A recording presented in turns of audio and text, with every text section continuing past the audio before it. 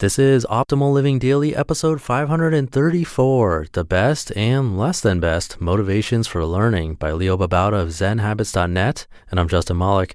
Happy Sunday and welcome to the podcast where I simply read blogs to you for free, like a gigantic ongoing audiobook with a bunch of different authors.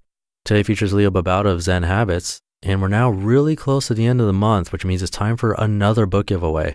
I give away at least one every month to a random person on my mailing list, and usually in our Facebook group too. To be part of the drawings, make sure you're on the weekly newsletter mailing list at oldpodcast.com. And for bonus raffles, the Facebook group at oldpodcast.com/Facebook. I'll give you a quick reminder at the end of the show. So for now, let's hear from Leo as we optimize your life.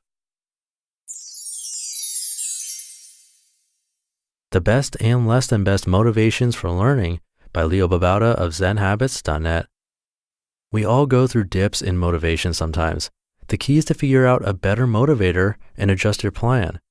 Today, I'd like to talk about a few common motivations that don't work that well, and then share what I've found to be the best motivations for learning, ones that keep you going strong even after a month or two. Let's start with some less than best motivations. Number 1, a big goal. People are often very motivated in the beginning of any challenge by setting a big goal for themselves, and there's nothing wrong with this at all. However, I found that without other motivation, you can lose steam after a week or two. Why?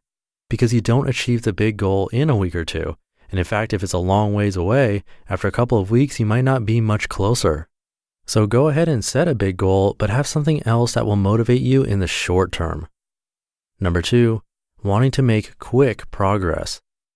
This is something I've experienced, and I'm not alone. We want to make a lot of progress in a short amount of time, and it can be frustrating and disappointing when we don't make the quick progress we like. The truth is that any real progress takes time. And while you might get a quick spurt of learning done here and there, most often it comes with dedication and months of work. That said, if you have realistic expectations, seeing yourself make modest progress can be very motivating. Number 3, it sounds nice. Lots of times we take on a challenge because we think it'd be cool to complete it. I think it'd be cool to be able to do some amazing magic tricks, for example. But in the end, I'm not that motivated to put in the hard work required to do some really skilled magic tricks. That takes hours and hours of practice, weeks and weeks even, and I don't care that much about it. I just think it would be cool.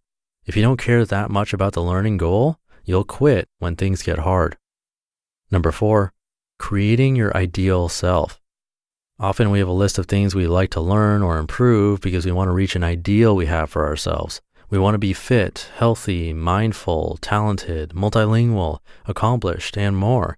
And while there's nothing wrong with having these ideals, the truth is that you lose motivation after a week or two if this is your primary driver. Why?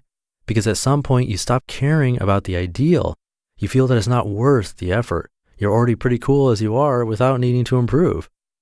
Okay, so these common motivators don't work so well, but what does work? Let's talk about the things I've found to be good long-term motivators. The best motivations. These 5 things are great motivators that can last beyond a week or two, in my experience. Number 1, curiosity. This is my favorite motivator. When I take on a new learning challenge, it works best if I'm genuinely curious about something. If something is mildly interesting to me, I probably won't stick with it for long. But if I want to go deeper and deeper and learn everything I can about something, I will stick with it. So try to examine how much curiosity you have for the thing you're learning. You can spark the curiosity sometimes, but other times it's better to scrap what you're learning and find something that really gets you curious. Number 2, exploring something new. For me, it's often not about accomplishing something cool or reaching some ideal or goal, and more about exploring. This is obviously very related to curiosity, but for me, allowing myself to explore in a less disciplined way is often the more sustainable method of learning.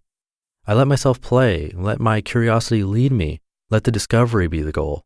Try loosening up on your learning and allow yourself to have fun discovering. Number 3, doing it with someone else.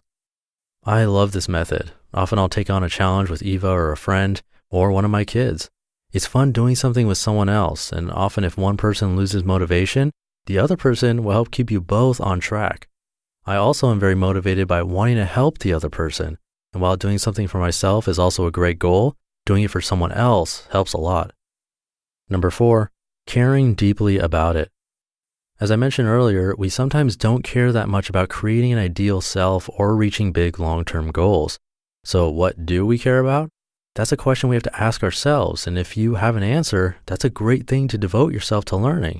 If you don't have an answer, then devote yourself to exploring that question by learning different things. Number 5, to prove that you can take on difficult things.